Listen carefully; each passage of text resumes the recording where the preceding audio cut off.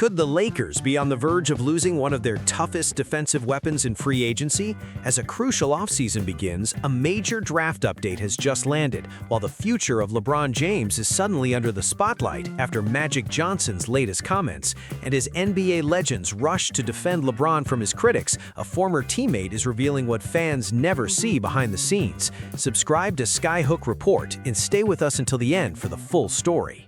Could the Los Angeles Lakers be looking to secure their backcourt of the future just as the championship window for their current stars is under intense pressure? With the NBA draft rapidly approaching on June 23rd and 24th, the front office is reportedly in the middle of a major reshuffle, and the decisions made in the next few weeks will dictate the franchise's trajectory for years to come.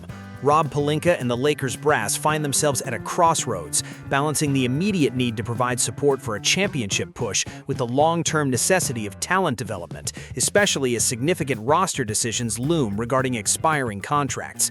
This draft is particularly pivotal because the Lakers have a history of prioritizing immediate help, but the latest intelligence suggests they are casting a very wide net, having already worked out as many as 27 different prospects to find the right fit for the number 25 overall selection. Among those under the microscope are late first-round talents like Zuby Ejiofor, Alex Caravan, and Baba Miller, but one name has suddenly surged to the top of the conversation: Arkansas guard Malik Thomas. Thomas isn't just another prospect. He is currently the highest-ranked player on the Lakers' reported workout list, sitting at number 26 on the Hoops Hype Big Board, exactly where the Lakers are hunting with their 25th pick. Last season at Arkansas, Thomas was a revelation, averaging 15.6 points and nearly 4 rebounds per game, while proving he is one of the SEC's most dynamic scoring threats. The 19-year-old's most attractive attribute for a Lakers team that has often struggled with perimeter consistency is his lethal shooting. He connected on 41.6% of his shots from beyond the arc on over 5 attempts per game. He showed a flair for the dramatic during the NCAA tournament as well, leading the Razorbacks to the Sweet 16 with back-to-back scoring outbursts. The conflict here, however, is whether the Lakers can afford to use yet another high draft pick on a guard. Having already made recent investments in Dalton Knecht and Jalen Hood-Schifino, adding Thomas would create a significant backcourt logjam. Furthermore, the roster has glaring holes in the frontcourt, where DeAndre Ayton's inconsistent performance has left the organization's future at the center position in serious doubt. It is a staggering reality that the Lakers haven't drafted a true big man since Ivica Zubac back in 2016, and ignoring that history now could be a fatal flaw in their roster construction. From an analyst's perspective, Malik Thomas represents a high-ceiling gamble. He is a silky smooth shot maker with defensive tenacity, recording 8 steals in just 3 tournament games, which fits the two-way mold the Lakers desperately need. If he can serve as a scoring punch off the bench, behind stars like Luka Doncic and a potentially re-signed Austin Reeves, the Lakers' second unit becomes instantly more dangerous. However, the risk is clear. The Lakers are in a win-now mode, and rookie guards often take years to impact winning at a playoff level. Does Rob Pelinka keep this pick to develop a future star, or is Malik Thomas just a name used to build value for a potential trade package to land a veteran presence? Is there a more polarizing figure in the history of American sports than LeBron James? Even as he weighs the possibility of retirement and contemplates walking away from a career that has rewritten every statistical record in the NBA book, a vocal segment of the media and fan base still refuses to grant him the respect his resume demands. This isn't just about the GOAT debate anymore. We're seeing analysts and former players who won't even place LeBron in their top 5 of all time, a move that defies logic and historical precedent.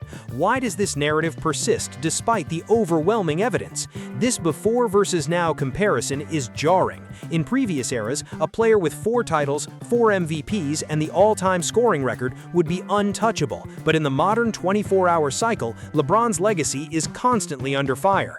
The backstory here is rooted in the deep-seated loyalties to the Michael Jordan era, where older generations of players are often hesitant to admit that the game has evolved or that a new king has claimed the throne.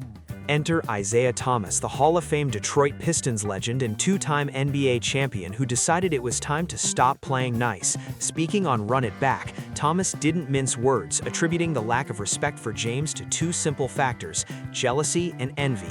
Thomas argued that critics intentionally ignore the obvious facts of LeBron's dominance because of their own personal biases or a desire to protect the legacies of players from their own time. He essentially called BS on anyone who claims a man with every major record isn't a top 5 lock. The facts of the matter are indisputable. LeBron has 22 All-Star selections, 21 NBA teams, and 10 NBA Finals appearances. Statistically, he is the most accomplished player the league has ever seen. Even at age 41 during the 2025-26 season, he proved he is still an elite force, averaging nearly 21 points, 6 rebounds, and 7 assists, despite battling sciatica early in the year. In the playoffs, when the Lakers were missing key pieces like Luka Doncic and Austin Reeves, LeBron stepped up to average 23.2 points over 10 games to lead the team past the Rockets. Analyzing this from a championship perspective, the disrespect LeBron faces actually impacts the Lakers' front office decisions. If the league doesn't value his current impact, it makes finding the right trade partners more difficult. However, as Isiah Thomas points out, the absurd work ethic LeBron maintains is what keeps the Lakers' championship window propped open. The risk for the Lakers is that if LeBron feels the mental toll of this constant scrutiny is too much, he may choose to walk away while he still has gas in the tank. Does the constant disrespect, fueled by jealousy, actually accelerate LeBron's retirement, or does it serve as the final bit of motivation he needs to chase one more ring in Los Angeles? Could the Lakers lose the very defensive identity that made them a nightmare for opponents last season? Just as the franchise is gearing up for its most significant offseason since the arrival of Luka Doncic, a major pillar of their rotation is reportedly preparing to walk out the door. Last summer, the Lakers managed to pull off a masterstroke by signing Marcus Smart to a 2-year deal after a buyout from the Wizards, a move that was heavily influenced by a direct recruiting pitch from Doncic himself. Smart was the defensive menace the Lakers needed, fitting seamlessly into a backcourt rotation alongside Doncic and Austin Reeves. The results were nothing short of elite. Lineups featuring the trio of Smart, Reeves, and Doncic posted a staggering plus 22.1 net rating, the highest of any 3-man pairing on the team last season. He brought the all-defense tenacity that allowed the Lakers stars to focus on the offensive end, serving as the team's primary point of attack stopper. However, the conflict has arrived in the form of a player option. Marcus Smart is currently on a $10.5 million contract, but after an incredibly productive season in Los Angeles, he is expected to opt out and test the open market. According to league insiders like John Hollinger, Smart's market value has officially climbed to roughly $11.6 million, and he is looking for a multi-year payday that the Lakers might struggle to fit under a tightening salary cap. Losing Smart would be a devastating blow to the Lakers' championship aspirations. Not only would they lose a 2022 Defensive Player of the Year winner, but they would lose the veteran presence that Luka Doncic specifically requested to have by his side. The front office now faces a grueling decision. Do they pay the premium to keep a 30-plus-year-old guard, or do they risk the chemistry of their best lineup by letting him walk for a bigger contract elsewhere? Taking the analyst's view, this move is about more than just one player. It's about the Lakers' entire defensive philosophy. If Smart leaves, the pressure on Austin Reeves and a returning Luka Doncic to defend at a high level increases exponentially. The Lakers are already trying to lock down a major deal for Reeves, and if Smart's departure is the cost of that flexibility, the defense could take a massive step backward. Rob Pelinka has to weigh the risk of an aging player's contract against the reward of maintaining a plus 22 net rating lineup. Can the Lakers find a way to satisfy Smart's financial demands, or will they be forced to watch their defensive anchors sign with a rival contender? What is the true cost of greatness, and why does the public still underestimate the grind required to stay at the top for over 20 decades? We see LeBron James on the courts defying the laws of physics at age 41, but we rarely see the thousands of hours behind the scenes that make it possible.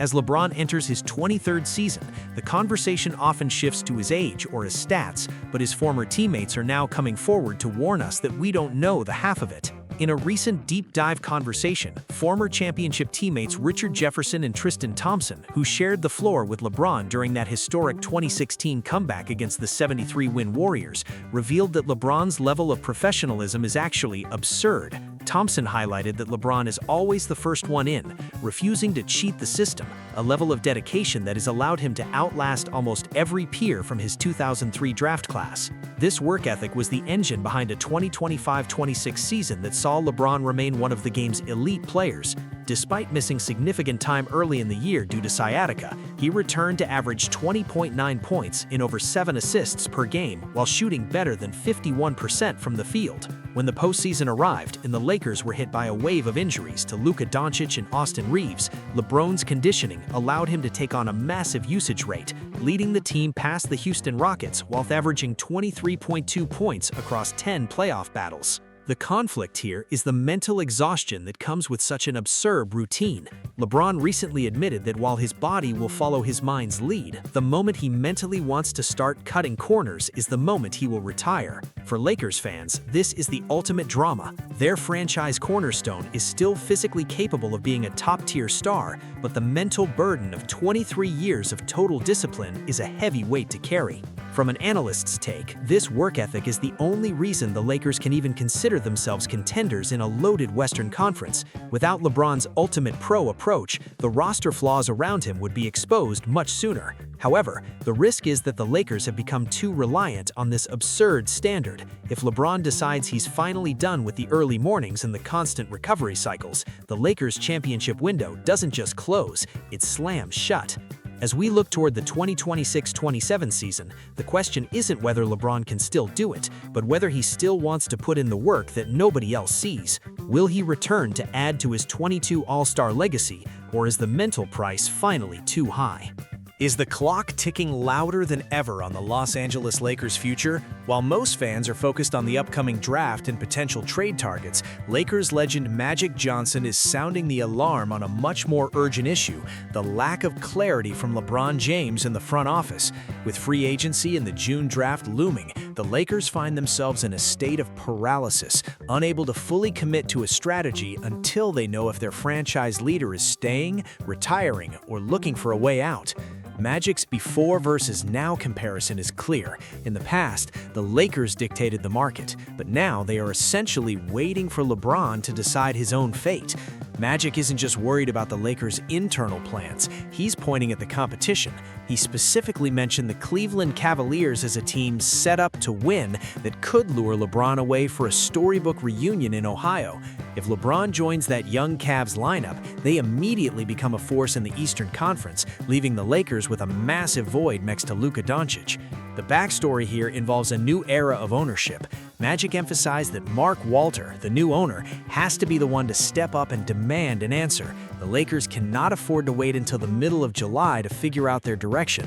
If they do, they risk losing out on key free agents and trade targets who could help close the gap between them and the Western Conference elite like the Oklahoma City Thunder and San Antonio Spurs. Currently, the facts are simple. The draft is just days away and free agency follows immediately after. Rob Pelinka needs to show a clear plan to foster a contender around Luka Doncic, but that plan is currently stuck in limbo. LeBron, for his part, has been seen on social media working on his golf game, which some have misinterpreted as a sign of retirement, a notion LeBron himself has dismissed. Analyzing the risk, Magic is 100% correct about the timeline. Every day the Lakers wait for LeBron is a day they aren't aggressively pursuing the pieces needed to fix their roster flaws. The reward of keeping LeBron is obvious, but the risk of waiting and seeing is that the Lakers end up with neither LeBron nor the top-tier free agents needed to compete. Pelinka has to take a considerable step this summer to show Doncic that a championship-caliber roster is possible. The question for the front office is simple: how long do you let one man's decision hold the entire franchise's future hostage?